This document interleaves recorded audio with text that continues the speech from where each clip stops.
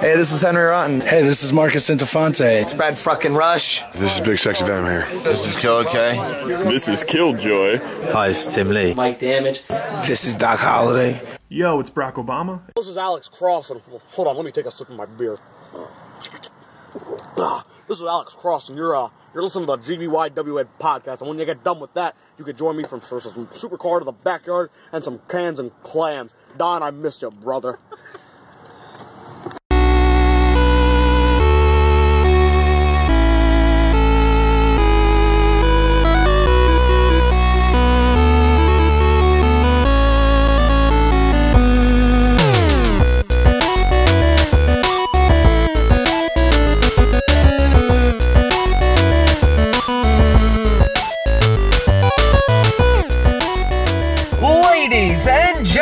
Welcome to the Global Backyard Wrestling Nation podcast. I am your host, as always, Rad Hazard, here with a very special edition of the GBYWN podcast.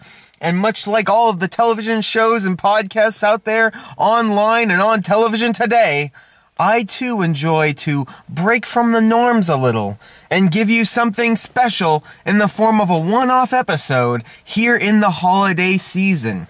So today I won't be talking about any backyard wrestling shows I've been to lately, because I actually haven't been to any since we last spoke. Thus, the off-season continues to hold us all down until the spring hits, but in the meantime, I have been looking into some interviews from the past. And while we will definitely be having our interview with the former GBYWN World Champion Sam Jude in the coming episodes, on this edition, I would like to go back to a very specific day, almost 4.5 years ago, folks.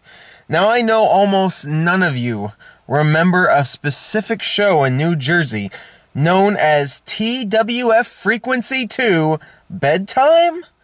I say it that way because bedtime had a question mark at the end. This show was very small and mostly uneventful for those who were there and for those who watched it. It was just another fun show between friends in the middle of, I believe, a forest down in New Jersey.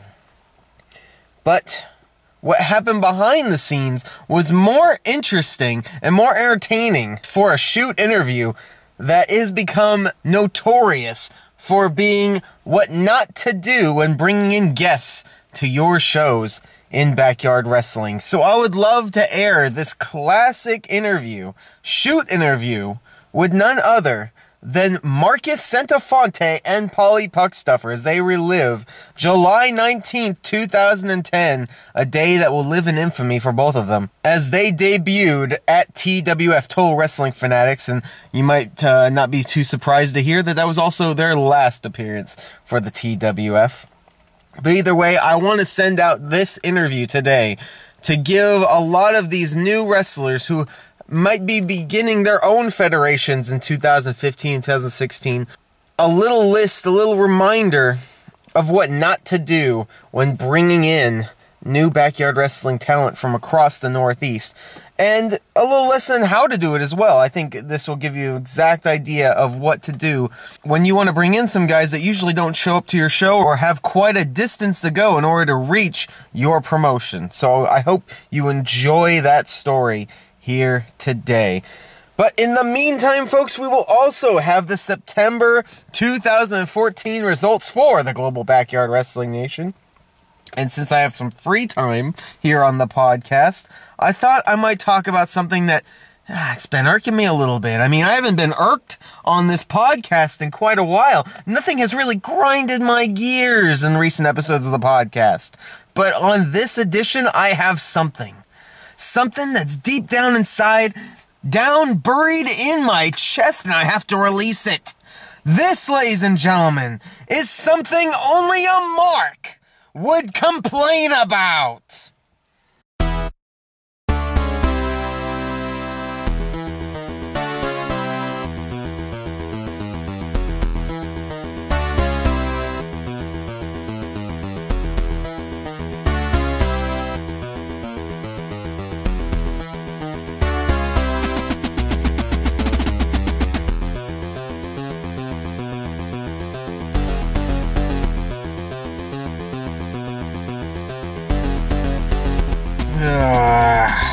Okay, where do I start? Where do I start? I feel it building up inside. I feel this frustration to get out to you, the GBYWN podcast listeners. And I hope you understand, hope you feel my frustration as I talk to you about the future of this hobby we all enjoy, this crazy, stupid hobby called backyard wrestling, and what it means to us and how we will venture on, not into 2015. I'm not talking about 2015.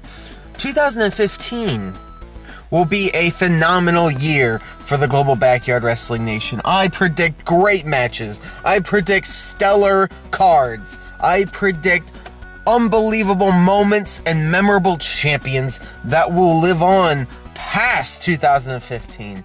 I'm not talking about 2015, folks. I'm talking about what will not live past 2015 and how that is affecting everyone right now, today.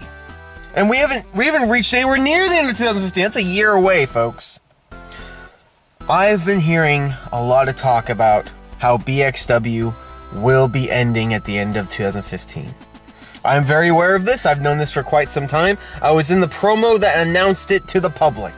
And this is a huge year for them, because it will be a celebration of everything they have brought to this community. All the great times, all the great friends, all the great moments that have been given to us thanks to them. The international matches that have happened thanks to them. Our connections with the United Kingdom thanks to BXW. All of it. I personally thank them for giving the GBYWN and its championships a chance to be a main event piece of their promotion when it needed it most. And I know that no matter what happens, this year will be phenomenal, and people will appreciate and love, and they will miss BXW. On the other side of the card, we have 3BW, brutal, back-breaking wrestling, who also claim that 2015 will be the end of the promotion. And the promotion has been going on quite a long time, much longer than their association with the GBYWN, so many of them have moved on. Some of them are getting married, some of them are getting families, they're getting new jobs, they're moving, they're growing up, if you will. They're growing up and adapting in ways that just cannot sustain monthly backyard wrestling anymore. And that's extremely understandable and very admirable as well. And I wish all of them the best. And they have been deemed the future of the GBYWN by many people in our alliance. So what's going to happen to them? When 3BW is gone, what will happen to its roster? When BXW is gone, what will happen to so many people who only connected and traveled and met up at BXW, at 3BW? What will happen to these people? And yet, as I throw out these questions, never once have I heard any answers for it. All I hear is how it's all gonna be over. I hear people saying that they will retire alongside BXW and 3BW. Not because it's their time. There are many at 3BW, it is their time, and they will move on gracefully, and we're going to miss them, and I hope I see them in other avenues outside of wrestling, one time or another. But there are some who feel that just because the location is gone, just because that the federation they wrestled at for so long is gone, that suddenly they no longer matter, because they only mattered in that promotion. Their history is only told through that book, that promotion. And I'm here to tell you that is 100% absolutely wrong. The reason the GBYWN exists is to be an all-encompassing banner over all promotions. We all know who we are. We all know of each other, don't we? I know of people I've never met before. People who I've never met know of me. We trade videos online. People have heard our promos. They've seen our matches. They've marked out at our spots. They know where we wrestle, how we wrestle, why we wrestle even. And you want to tell me that just because the closest promotion to you is ending, that your story has to end? Oh, no. You don't know me very well, do you? Let me give you a little history lesson. In 2008, I started wrestling for a promotion called BBW Prime in Las Vegas, Nevada. That promotion ended within a year of me joining. The second promotion I ever wrestled at, which was right after that promotion fell in 2009, was a place called NGW, New Generation Wrestling in Salt Lake City, Utah. And not only did I wrestle at their last show, not only did I debut at their very last show, I main evented their very last show. So that was it for that promotion. So what I do, I moved on to other avenues. I went to the ICW, Indiana Championship Wrestling, and I wrestled there over a weekend, had a phenomenal time, and unfortunately that promotion also fell within a year. Now, what would I do after that? Is my time over? I've gone from all the West Coast federations. I've moved over to the Midwest federations. I guess I'm done wrestling, right? No! I went to CCW in Indiana, making my backyard wrestling return, and I wrestled in their very last Super Show. So, I just can't catch a break, right? It's like the world wants me to retire, right? Wrong. By the way, all this is happening while I'm still living in Las Vegas. So what do? I end up flying out to BXW. BXW Paul Kunkel Memorial 2. And I had a phenomenal time. And in going there, I met tons of new people I'd never known before. And learned a whole new side of this great community. So this is my point, people. This chapter of your book might end, but if you truly do not want backyard wrestling to end for you, it doesn't have to end in 2015 unless you want it to. Because even if you can only wrestle a couple of times a year, that is still such a great relief on your mind. It's such a great relief to get out, to go to another area, another promotion, meet up with some of the best friends in your life. Have a great time. Do something that you love, that you're passionate about, that you might have been a fan of since you were a child. That kind of thing doesn't just go away. And I know that there are people out there that truly believe that they have to retire. And they don't. So listen to my words, folks. You don't have to retire. Let your time come when you are ready. And that, folks, is something only a mark would complain about.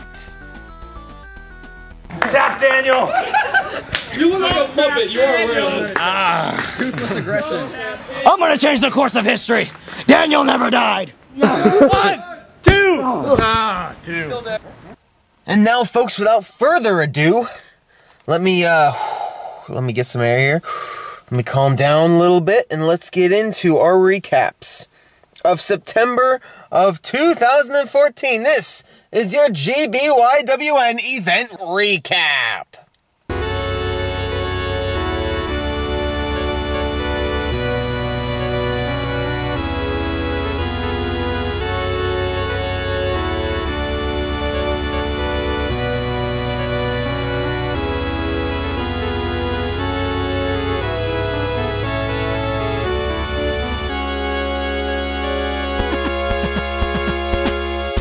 September 4th, 2014 in the United Kingdom, hosted RCWA Underground, Volume 109. In the opening contest, Emma Jade defeated Rogue Valentine. And in your main event of the evening, Andy Andrews defeated Harley Davis. September 6th, 2014 in Australia, hosted WZWA Clash of the Triads Tag Trio Tournament 2014. Quarterfinals action as Team WZWA of Dynamo, Jack Wallace and Acid defeated the Elite Alliance of Ryan Tate, Blade Shaw, and Lila. Hydro versus Blade Shaw ends in a double countout no contest. Quarterfinals action as Team Radical Army of Alex Stone, Mike Del Cano, and Mykonos defeats Team ICWS of Dan Zeppelin, Daniel Johnson, and Clint Marshall. Quarterfinals, match 3, saw Team Hardcore of Hydro, Kilowatt Chaos, and Rex Regum defeated Team Rising Stars of Big Ace, Steel Kemsley, and Brandon Cage. Team OCW of Johnny V, Nick Ariel, and Aston Crude defeated Team Black Rebellion of Dark Ice, Brian Lowe, and Antilochus. Semifinals action, as Team Radical Army of Alex Stone, Mike Delcano, and Mykonos defeated Team Hardcore of Hydro, Kilowatt Chaos, and Rex Regum. Semifinals match 2 saw Team WZWA of Dynamo, Jack Wallace, and Acid defeat Team XCW of Johnny V, Nick Ariel, and Aston Crude. And in the finals, Team Radical Army of Alex Stone, Mike Delcano, and Mykonos defeated Team WZWA of Dynamo, Jack Wallace, and Acid. Team Radical Army, formerly known as Radical Movement Australia. How about that, huh? I miss those guys.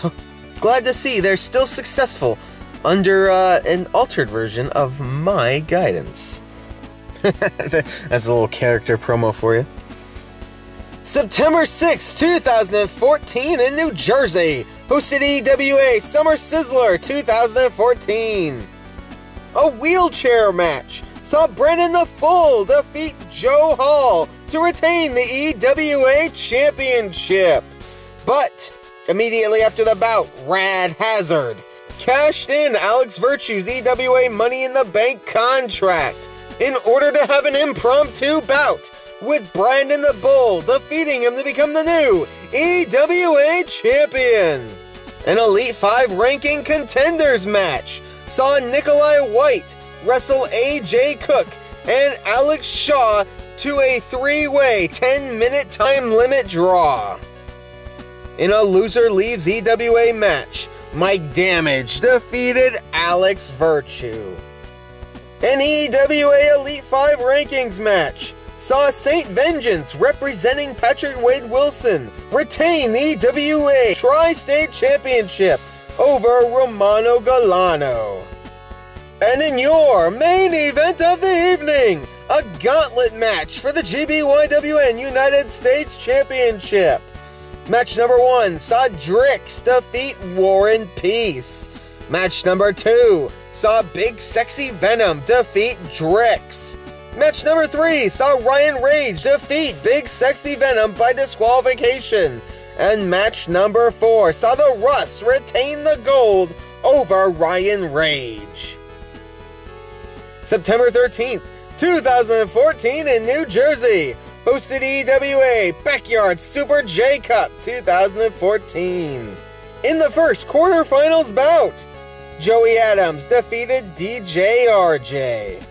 Quarterfinals bout number 2 saw Safari Spino defeat AJ Fury. Quarterfinals bout number 3 saw Daniel Devine, representing Patrick Wade Wilson, defeating Strife to retain the EWA Tri-State Championship.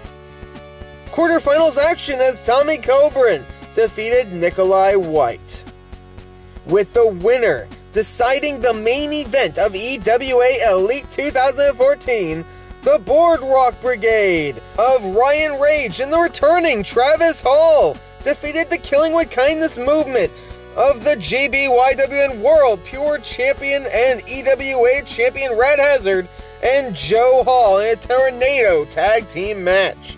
As such, the Boardwalk Brigade determined the EWA Elite 2014 main event was a War Games match.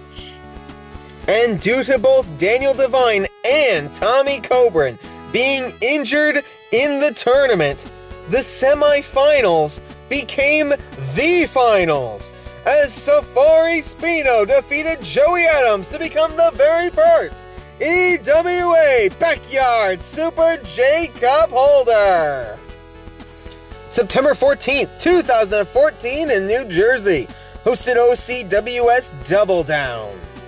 In the OCWS Tag Team Championship Tournament quarterfinals, Saints of Truth of Saint Vengeance and Truth defeated Adventure Time of the EWA Backyard Super J Cup holder Safari Spino and Tommy Cobran. The second match in the quarterfinals of the Tag Team Title Tournament saw the Entourage of War and Peace and Big Man Kronos defeat Infamous Kid and Joshua Wesker. Match number 3 in the quarterfinals saw Killa K and Drix defeat Kyle Black and JD Slayer. Match number 4 in the quarterfinals saw Tornado Tag Team Rules as the OCWS champion Big Sexy Venom defeated Job Squad of Herman Cox and Paul Phoenix. In the first round of the semifinals, Tornado Tag Rules as Saint Vengeance and Truth, the Saints of Truth, defeated the OCWS champion Big Sexy Venom by disqualification. And in your main event of the evening, the final semifinals bout saw Killa K and Drix defeat the Entourage of War and Peace and Big Man Kronos. September 18th, 2014 in the United Kingdom, hosted RCWA Underground Volume 110. Tag team action as Darwin and Lucian defeated Brian Killjoy and Johnny White. And in your main event of the evening, the RCWA champion Will Ospreay defeated Dick Manwich. September 20th, 2014 in Massachusetts, hosted New Era, A New Beginning, Day 1. In the opening contest, Halo Brown defeated James Connolly, Killa K, and Vladimir Volkovsky. Singles action as J.C. Penney defeated the GBYWN World Tag Team Champion Adam Burnett. EWA Champion Rad Hazard successfully defended the GBYWN World Pure Championship over the OCWS Champion Big Sexy Venom. The Russ successfully retained the GBYWN United States Championship over Mike Damage, EKS, and Glenn. One-on-one as Ian Finnegan defeated Henry Rotten. Singles competition as Eric Douglas defeated the GBYWN World Tag Team Champion Andrew Sellers. And in your main event of the evening, J2 Step defeated Saint Vengeance. September 21st, 2014 in Massachusetts, hosted New Era, A New Beginning, Day 2. In the opening contest, Killjoy defeated Eric Douglas. One-on-one as Vladimir Volkovsky defeated Halo Brown. An elimination match saw the GBYWN World Tag Team Champion Adam Burnett defeat James Connolly, Killa K, J.C. Penney, Jay Keys, and the OCWS Champion Big Sexy Venom. One-on-one as Henry Rotten defeated EKS. The Russ successfully retained the GBYWN United States Championship over Mike Damage. One-on-one as The Perfection defeated Saint Vengeance.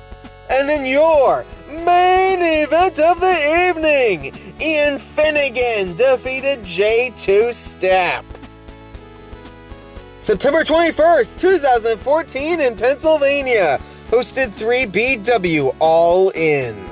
In the opening contest, Lights, Camera, and Action defeated Nightmare Neil. The 3BW Action-Packed Championship was on the line as Big Juicy defeated Champion Rick Johnson by disqualification, thus Johnson retains the title. An LXW Battle Royal with the winner getting an LXW Championship title shot at LXW Ultimate Glory 5 saw Chris Blaze victorious, last eliminating OC. The 3BW Tag Team Champion Troy Allen defeated the 3BW Femme Fatale Champion Nate Dallas. Spartan Kingdom defeated California Wildfire, who was defending the 3BW United States Hardcore Championship for Matt Scars, thus your new title holder, Spartan Kingdom. A 3BW Championship #1 contenders match saw Nate Adams defeat Outlaw Star, Christian Storm, and DJ. Marcus Centofante successfully retained the GBYWN World X Division Championship over Jesla. Tim Rush successfully retained the 3BW Championship over Ajax. And in your main event of the evening, a career versus career match saw RJB defeat Chris Craze. September 25th, 2014 in the United Kingdom, hosted RCWA Summer Sacrifice 2014. In the opening contest, Ash Draven defeated Josh Wall. Dick Manwich defeated Andy Andrews, Omega Bill, and Storm and Damian Black in a Summer Scramble.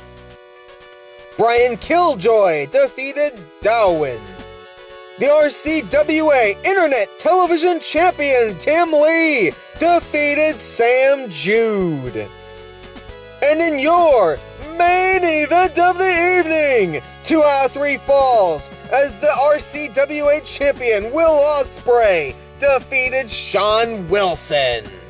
September 7th, 2014 in New Jersey, hosted EWA Battle Cry. In the opening contest, an Elite 5 Rankings Contenders match saw DJ RJ defeat AJ Cook, Herman Cox, and Olither Rampage in order to get a shot at the Elite 5 Rankings. An EWA Elite 5 Rankings match saw number 2 ranked Saint Vengeance defend his spot against Joe Hall. Safari Spino successfully defended the EWA Backyard Super J Cup over Alex Shade and Romano Galano. The EWA Champion Rad Hazard successfully defended the GBYWN World Pure Championship over Killa K. And in your main event of the evening, a War Games Advantage match with the winner's team getting first entry into the War Games saw OCWS champion Big Sexy Venom wrestle Travis Hall to a 10-minute time limit draw. September 28th, 2014 in New Jersey, hosted OCWS Daniel Memorial Show. In the opening contest, Paul Phoenix defeated War and Peace by countout. With Ryan Ragnarok's OCWS Championship contract on the line, the WA Backyard Super J-Cup holder Safari Spino defeated Ryan Ragnarok, Tommy Cobran, and Pariah. Tag team action as Infamous Kid and Joshua Wesker defeated Kyle Black and JD Slayer. In the finals of the OCWS Tag Team Championship Tournament, Killa K and Drix defeated the Saints of Truth of Saint Vengeance and Truth. But after the bout, Safari Spino cashed in his OCWS contract, giving himself an impromptu OCWS Championship match, defeating Big Sexy Venom. Safari Spino, your new OCWS champion! So, Chaos called me a sinner. He wanted me to man up, stop letting people kick my ass. That's exactly what I did. I called Joe Hall out tonight. I gave it to him. I almost had him beat. He needed a chair, table, and a burning hammer to beat me. And this title, I'll be holding on to it for a long time. And then Ragnarok it into my business where it shouldn't belong.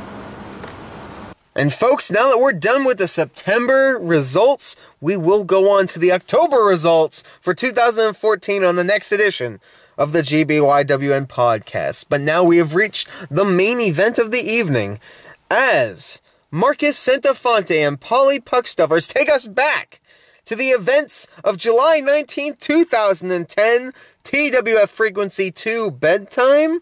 If you have never heard this infamous story before, please sit back and relax as Marcus Centofante and Paulie Puckstuffer take you back to a day they will never, ever forget.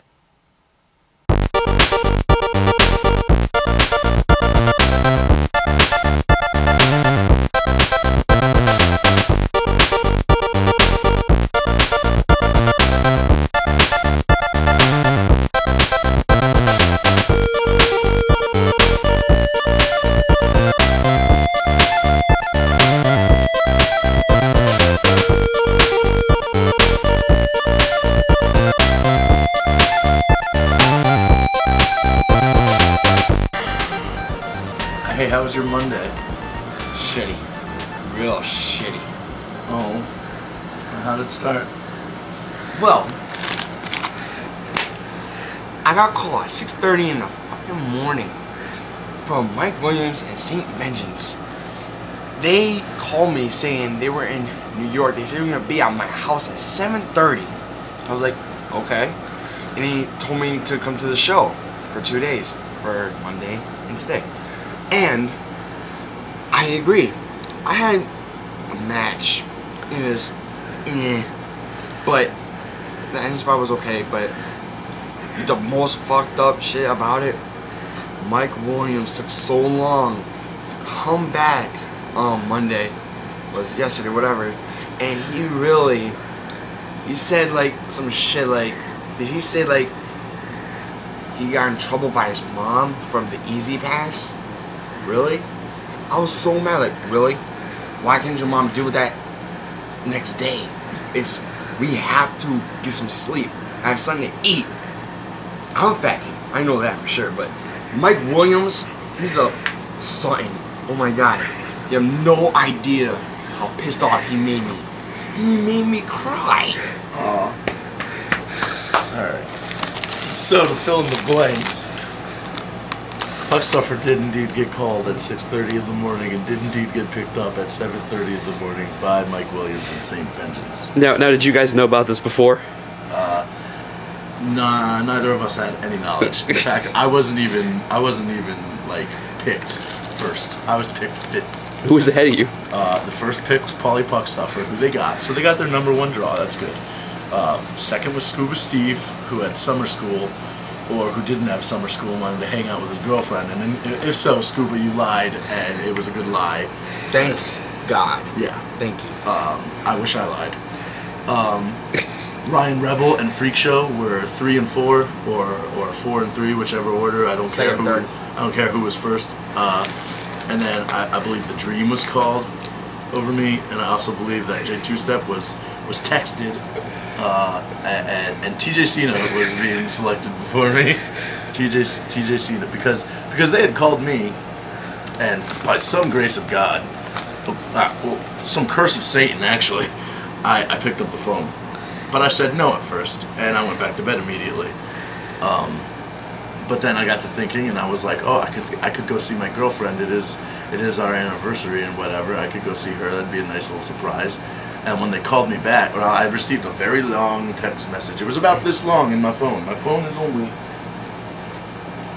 this big when open, but the text message was about yay big. And it felt kind of, please come on, we came all this way. We don't only want to bring one back. Maybe get 3 or 4 confirmations, then fucking drive 4 or 5 hours. So I call them back and I ask what town they're in, and I Google Mapped, and they were only an hour and a half from my girlfriend. And verbatim, what I said is, "Oh, you're only an hour and a half from my girlfriend. I can go see her, so come pick me up." I basically wanted a ride to go see my girlfriend. I didn't really have any intention of wrestling. But when I thought about possibly wrestling, I thought of Ragnarok and St. Vengeance, because out of that group, I'd say they're the most talented. What would you say, Puck? Well, Ragnarok, I would wrestle him. St. Vengeance, yeah, I would. But, and still in my mind, Mike Williams really pissed me. I know, we're gonna get to that. I still can't get that out of my mind. So, I woke up at 7. I went to bed at 5 that night. So I got a solid 2 hours of sleep. It was just one of those nights where you couldn't really sleep. They got to my house around 9:15, 9:30, and I went to get in the. This was weird. I went to get in the back seat because I figured St. Vengeance was going to be riding shotgun. St. Vengeance just kind of went, "Excuse me," and hopped in the back seat, and I was like, "What? You're Marcus Centofante. You're sitting in the front." Fun tidbit: in his phone, I am listed under the contact of God with 4 exclamation points. And quote, he was gonna put hearts on him against the God of him. But he thought that'd be a little weird. But calling me God is normal. Yeah. Well, I've heard you do have a God complex. Oh yeah, sick Rick. I don't have a God complex. I am God, just straight up. And now hopefully I'm gonna be remembered for something more than just knocking Kingpin off the apron. Hopefully I'll be remembered as the guy that made the dumbest decision ever. So we get, we everything was fine. We were talking, we were bullshitting on the car ride, and then we got a safe distance away from my house, and that's when Mike Williams started dropping bombs. Hardcore, man, not playing. Starts talking about how he's out of money for the trip, and curiosity struck me, and like the cat, it killed me. I looked at the gas tank. What was it on, Puck? E. Empty. How do you plan on filling this tank, Mike Williams? No money. I'm gonna call my mom. I'm gonna say when you want me to get home, you're gonna put some money on my card. Oh, Mike Williams, she'll do that for you. She'll help you out on getting home from New York. My mom don't know I'm in New York right now. Mike Williams, what are you talking about? Oh, I snuck out at 2:30. I said I was going to a friend's house. Oh, St. Vengeance, your parents know? No, I snuck out too. I'm gonna have to put fucking money into this car, aren't I? And I did. Yeah. And it sucked because the place we stopped was apparently in the town that Renegade lives in. So I was, 1, worried I was gonna run into Dick. 2, I was worried that I wanted to go into the bathroom of that gas station and call I combined girlfriend and Courtney. I was gonna call Courtney my girlfriend, and I was gonna say, "Listen, I'm gonna get you this address. You gotta meet me here and get me the hell out of this situation." I was going to arrive and leave and not think twice about it. I just wish I never arrived in the first place. So I put $30 into the gas tank, and Mike Williams said, I can pay you back because I have a check that's going into my account for $150. I just don't have my PIN number on me now. And you know what? I bought that because Mike Williams looks like the type of motherfucker that can't remember a PIN number. 4 digits, Mike Williams. Maybe if you didn't spend time making up stories about your non-existent kid, you could remember your fucking PIN. Good God. And Martel, when I was telling you that me and Puckstuffer might become best friends, I think we're beyond best friends. This motherfucker's my little brother right here. Yay. So, started going on the trip more. I was texting various people like Andrew Wright and Ryan Brody about how awkward I was already, and we hadn't even left the state of New York yet. We were still in New York, and I already wanted to go back to New York. And then a little bit, like around a little bit before we got into New Jersey and into at Mike Williams' house, that's when like my personal plans started going to hell. Like I started realizing that it was going to be difficult to ditch out on these guys and see my girlfriend. So that sucked. And then Mike Williams, we were informed that we were going to be staying at Mike Williams' house and that there was a guest bedroom and stuff like that. And like I was like, all right, cool. But then we found out that it, how are we from New York going to stay at your house when your parents don't even know you left the fucking state? What were they going to say? Oh, like that Ray, they were going to say Ray got us? Yeah. And that just we didn't have a place to stay? Mike Williams was going to put the blame on Ray. Yeah, Ray. So when you watch this, Mike Williams is trying to sabotage you. So I kind of started to feel like, oh, don't have a place to stay. I'm going to have to pay for a hotel. And it started sinking in on me.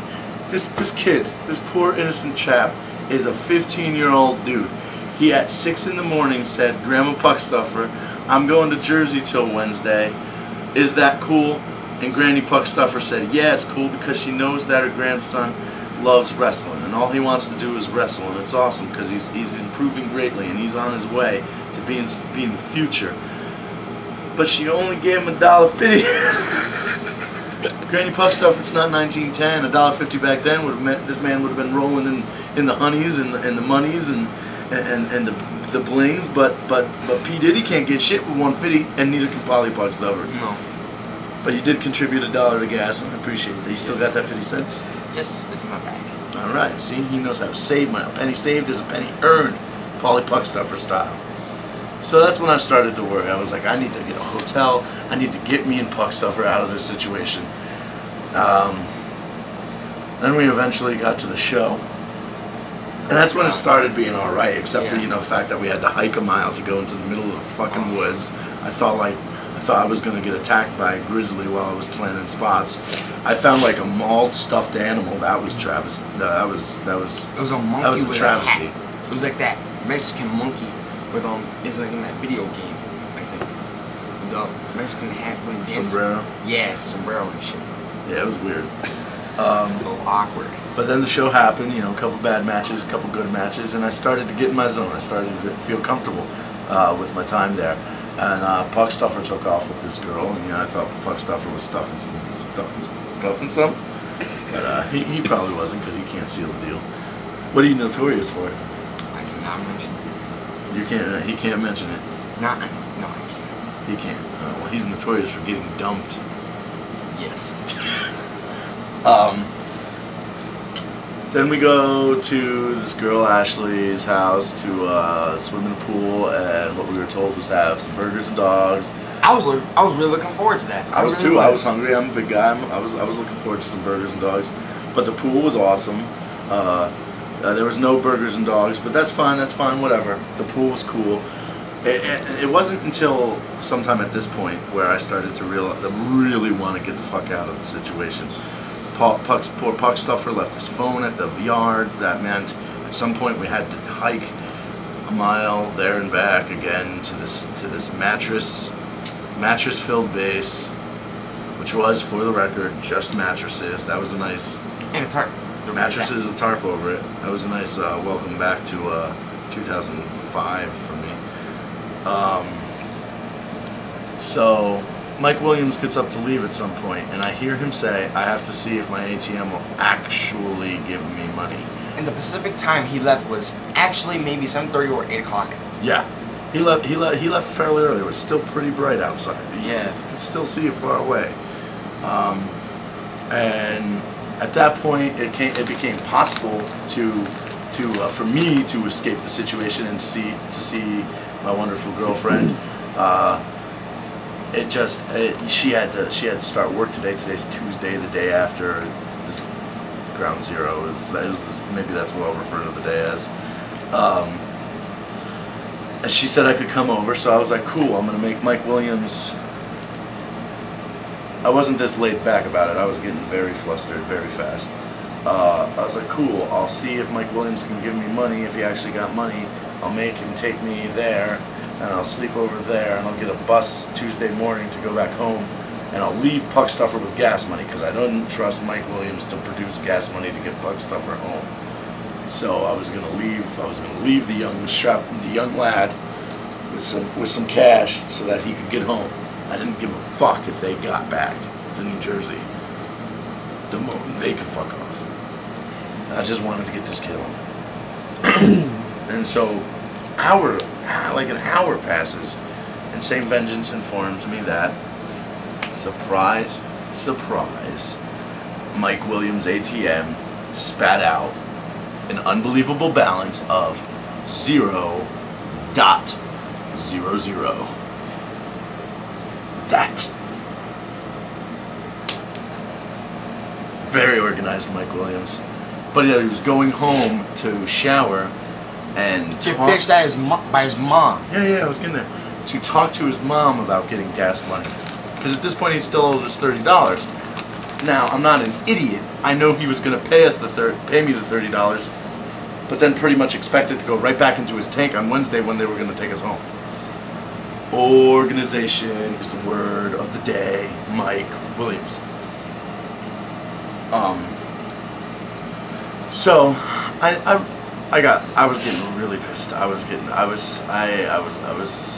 just looking for a way out at this point. I called Ryan Brody, didn't have his car. I called Justin Marshall. I don't know why I call you Justin Marshall all the time. Alright, I called Patrick Wade Wilson for the sake of people knowing who the hell I'm talking about. Well, he'll probably know he is Justin Marshall anyway. Oh, okay. I called Justin, but we never had each other's numbers at this point, so I was just hoping that he'd answer, but he didn't answer. And then I called Brody back, and then I started getting really. My anger built up so much throughout the entire day that on the phone with Ryan Brody, who, like, phone conversations, this was the first, I blew up. Like, I snapped. I haven't been so emotionally unstable than, like, fucking, like, 3rd grade style, just completely stone sober, because sometimes when I'm drunk I get a little crazy, but, like, stone sober, balls to the wall, crying, and just enraged. Not crying because I was upset or homesick or anything like that. I was just enraged, and I wanted to fucking use my hand as like one of those meat smashers that they smash for burgers, but the burger was gonna be fucking Mike Williams' face. Oh, this motherfucker. Because at that point it had become too late to escape to my refuge and go see my girlfriend, because I would have just had to get up and leave at 10:20 in the morning. And at that point it became, I can't leave Puckstuffer behind, because I'm pretty sure this kid would have been stranded in Jersey. Like, so fucked up. We should have maybe filmed this shoot interview earlier, like maybe right after, so like the emotion could still be there. But because right now it seems pretty unemotional. Trust me. If you've ever seen me mad or upset, paled and like, there's no comparison. Yesterday I was mad. I was more angry than I've ever been. I hear you say fuck a lot. Puckstuffer, when I was walking away on the phone with people, what were you and St. Vengeance doing, sitting in the road? Looking at the stars, hoping that Mike Williams would come. Mike Williams was gone for a good 2.5 hours, and when he finally returned, thank God for Ryan Brody and Justin Marshall, Patrick Wade Wilson, whatever you want to call them. Thank God for those two dudes, because Brody got a car and drove out. Justin came along. This is Justin's guest bedroom or mother's room, or this was an empty bedroom in Justin's house, and thankfully we slept in it, and we are hanging out before getting on a bus to get the fuck home. No HPB or PPW or Pabst Blue Ribbon Federation for us, which they wanted to use. They wanted this kid to take bumps through window glass and staples to the head and stuff like that. So thankfully, none of that for Puckstuffer. We're on our last hour here in Jersey, and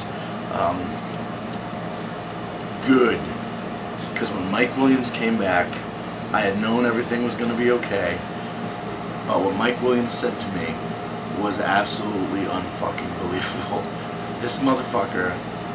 I wanted to yell at him, and I wanted to scream, and I wanted to take out all the anger that I had on him verbally, because I was doing it to St. Vengeance, and I want to apologize to St. Vengeance, because I know that he didn't have anything to do with it. It was all Mike Williams' stupid spur-of-the-moment idea, and like everyone that I met during that show or whatever, I had fun. I had fun wrestling Ragnarok. I had fun hanging out with St. Vengeance and Peter. I'm sorry we didn't have our match. I met some cool people. Like, you are a good bunch, except for Mike Williams. But Mike Williams, when I looked in his eyes and was ready to snap, I saw the eyes of a man that was just told off and lectured by a parent. And what the fuck is Marcus Centofante gonna say that has more of an effect on Mike Williams' mother? Mike Williams' mom, I never met you. But I thank you for the $30 that you apparently were going to pay me back tonight. Thank you for the place that you were going to apparently let us stay because your son fucked up and lied to you and drove to New York to pick up wrestlers that he didn't get confirmations from. I thank you. But Mike Williams, what you said to me, I'm fucking done, man. When you didn't apologize and say you weren't sorry because it got us on the show,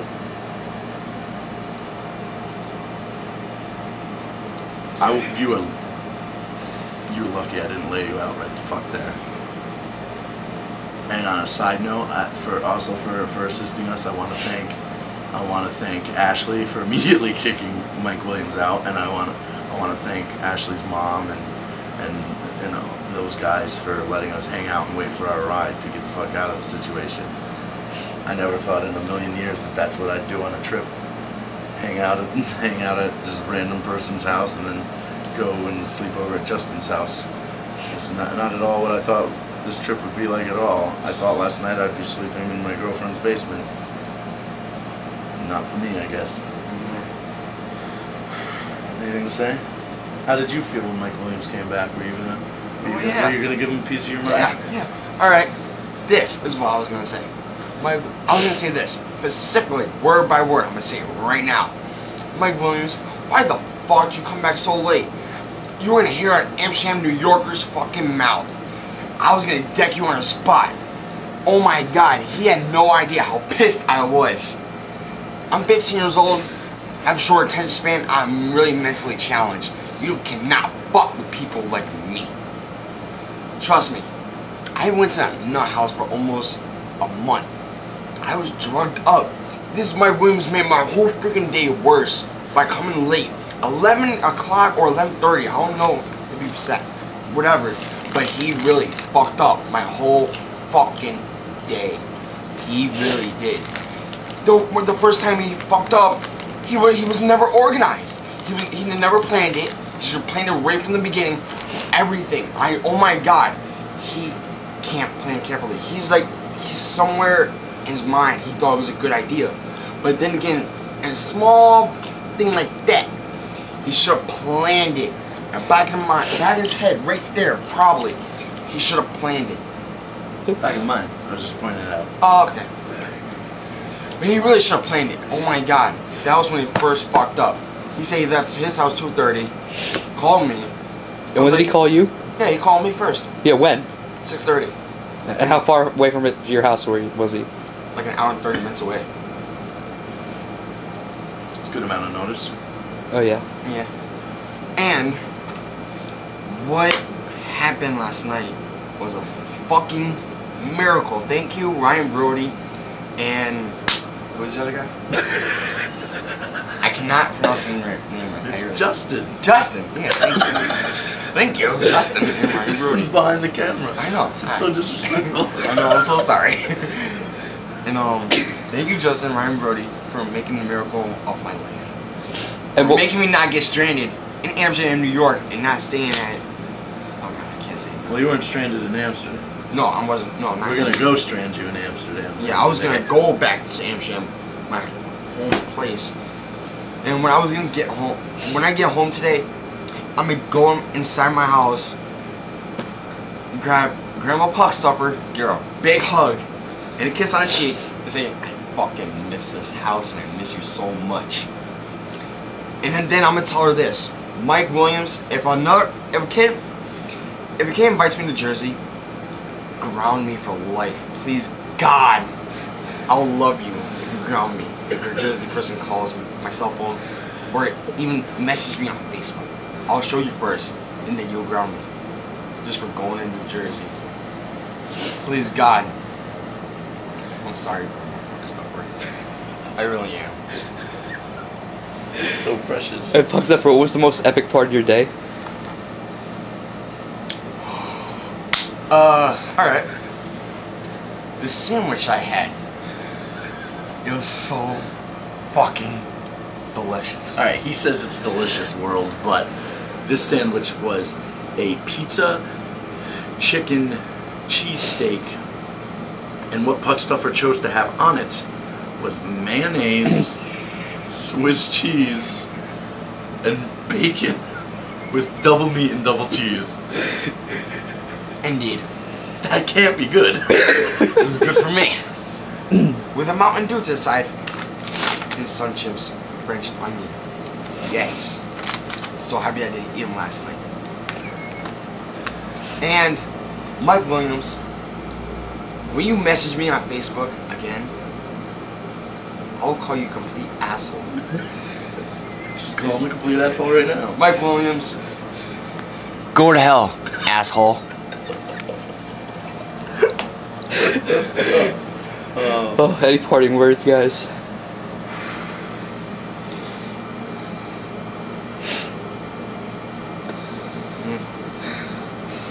Fuck. Damn. Yeah, I think that about covers it.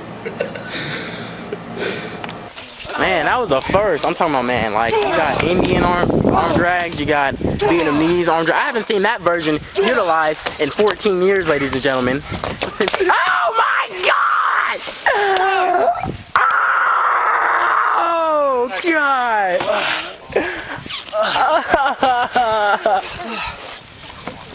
That's like reading a book. It made me want to cry.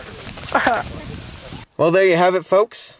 Marcus Centofante and Paulie Puckstuffer telling us what not to do when booking a backyard wrestling show. Now, as I said before, we do have an interview with none other than the United Kingdom's very own Sam Jude, and we will be listening to that very soon in the future. So until then, folks, I give you this, the sounds of backyard wrestling. And until next time, I am your host, Rad Hazard, signing off for the Global Backyard Wrestling Nation Podcast. You're being a promo.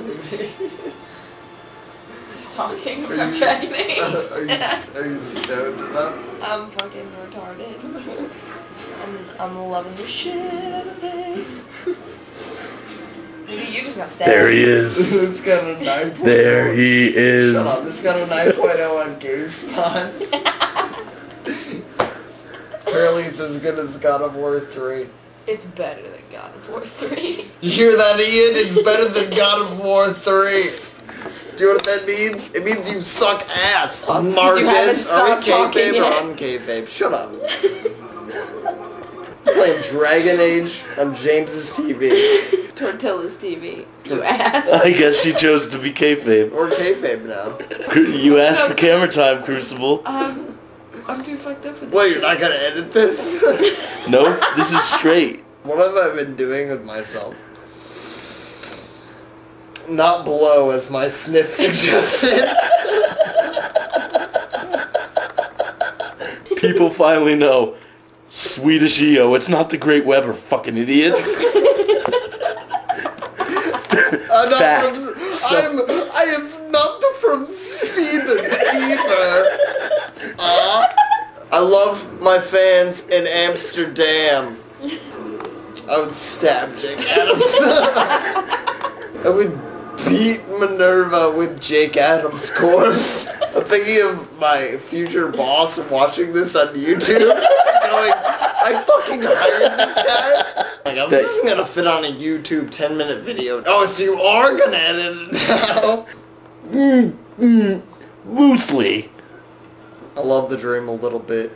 He always entertains me. What now? What is it about Even him? with his boy drama. His wrestling entertains me.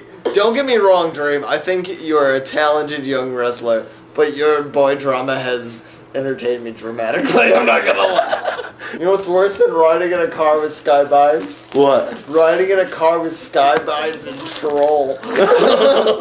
Learn a dragon suplex. Who are you? Fuck you. Give me that gummy worm back. Really? Shut up! Morgan, ladies and gentlemen. Just like Dragon Age. So much depresses me all the time. Mostly Sick Rick. Apparently the Tournament of Hate channel got 150 subscribers. They would release the video. Yeah. It has 154. And for like the past week, I've been like, please God, have the video. please God have the video. And everyone on their channel's like, release it, release it, release it. I'm like, God damn, you said 150th. I was like, what the fuck? I want to see some kids beat the fucking shit out of each other. But no. No. Fuck you, Australia.